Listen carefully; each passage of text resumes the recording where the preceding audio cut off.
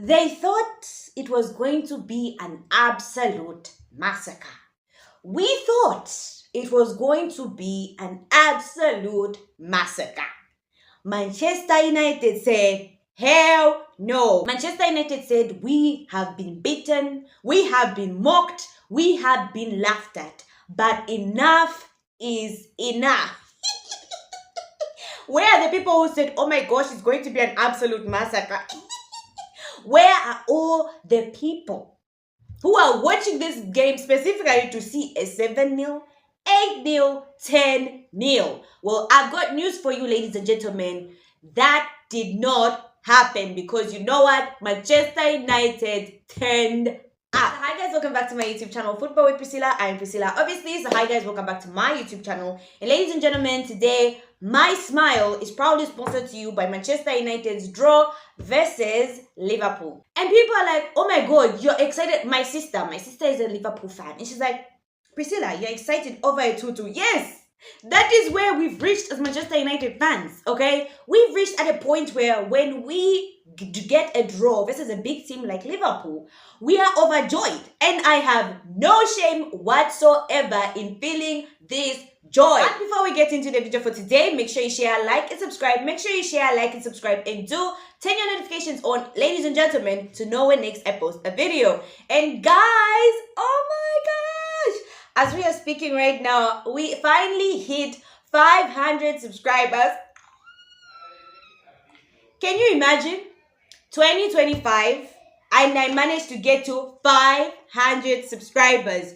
Could this be fate? And the first video that I make is Manchester United fighting back. No matter how many times we conceded, we fought back to draw against Liverpool at Anfield. If this is not fate, then I don't know what it is.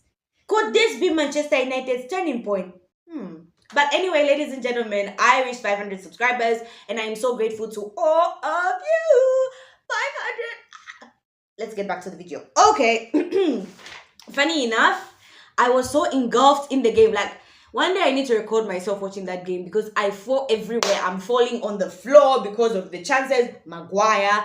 I'm falling on the floor. I'm just skidding everywhere because of the chances we were missing. Rasmus Højlund. So I was unable to write points. So ladies and gentlemen, today it's going to be freestyle because the only point I wrote was this. Can you see my horrible handwriting? Obviously you can't see, but hey, what do they do? Like this? Like this? Anyway, so the Manchester United versus Liverpool, and the only point that I wrote throughout the game was our midfield was rock solid. Now, let me calm down. Let's start from the beginning. Obviously the game is being played. I'm like, who's in the team? Delete. We have Maguire at the back. We have Martinez. Midfield, we have Mazarawi and Dalot. We had, obviously, Kobe Mainoo, who, by the way, Kobe is an absolute gem, guys. Like, what a player we have in Mainoo. But anyway, Kobe Mainoo and Ugarte sitting on the midfield. Then we have Bruno Fernandes with who? With Rasmus Højlund and Ahmad. Now, I look at that team and I'm like, okay, my biggest worry obviously has been the midfield because obviously I've been saying we need a professional number 6 there because Ugarte and Kobe Mainoo sometimes are suspect. And I was very nervous with regards to that, but you know what? I was proven wrong today. Ugarte was an absolute soldier on the midfield today. He was an absolute beast. It's him, right? It's Ugarte, right? The last ball, when Liverpool wanted to counter, Alisson kicks it. I don't know if it's Alisson. I don't know who kicked it from the Liverpool team. Boom! Finds Ugarte there. Ugarte kicks it. I'm like, Ugarte, don't kick it without looking. Manages to go to Joshua Zirkzee, and what a pass it was. Joshua Zirkzee. You know what? No. I'm talking about the positives before I go back to the negatives. So let me write that down. Joshua Zirkzee, negative. Anyway, I'm there looking at the team, guys, and I'm like, the midfield. But you know what? I think for me, our midfield today was 100%. Kobe Mainoo and Ugarte played their hearts out. And it was so sad for me to see Kobe leave, but I'm fine with that because, and I was like, oh my gosh, Kobe has left. Now we have Bruno and Ugarte. Ugarte managed. Ugarte was crisp today.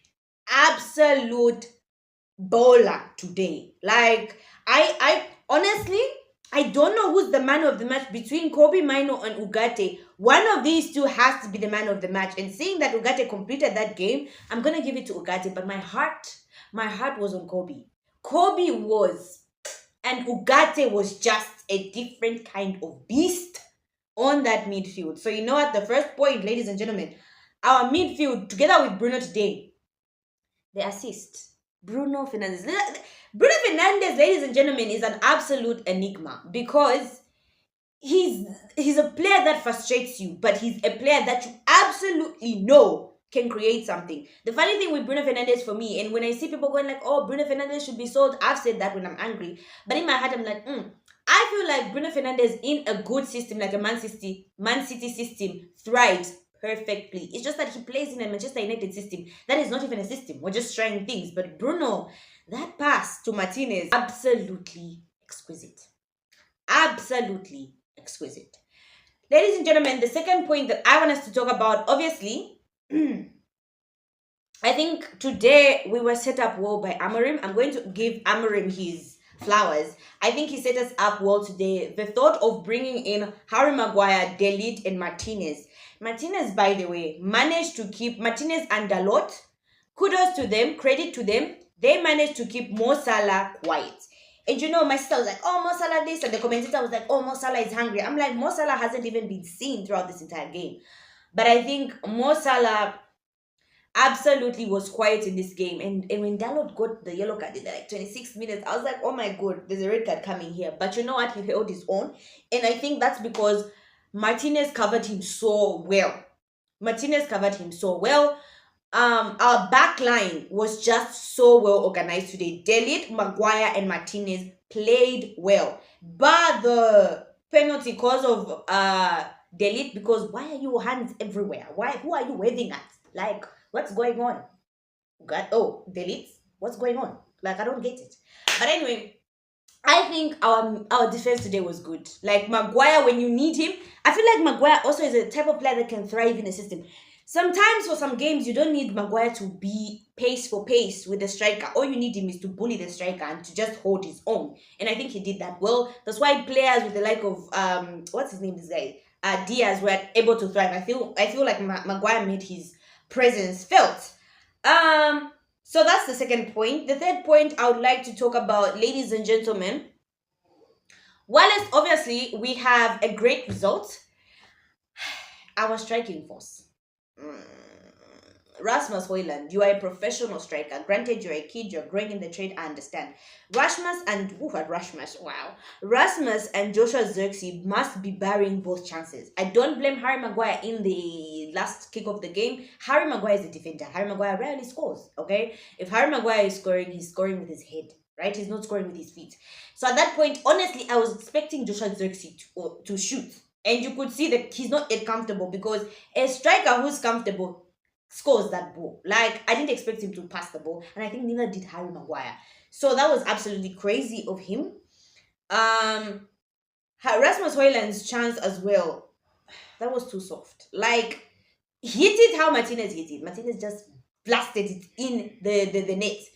Rasmus was just overthinking it, and he failed to score the goal. So I feel like we need a striker this month. I don't know what we're going to do, and I don't know where we're getting him from. We absolutely, ladies and gentlemen, need a striker. So you know what, ladies and gentlemen, my heart right now doesn't feel okay. Like I just need to calm down. I'm not yet calm. I think you can feel like the adrenaline is in a rush right now. But last but not least, ladies and gentlemen, I think overall the team. So this just shows us that Manchester United players, when they are focused and they know what's at stake, they are more than capable of beating any team. If we can go to Anfield and give Liverpool a game of their lives, surely we can beat Fulham, Ipswich, Brentford, Bournemouth. So the question is, why don't we do it?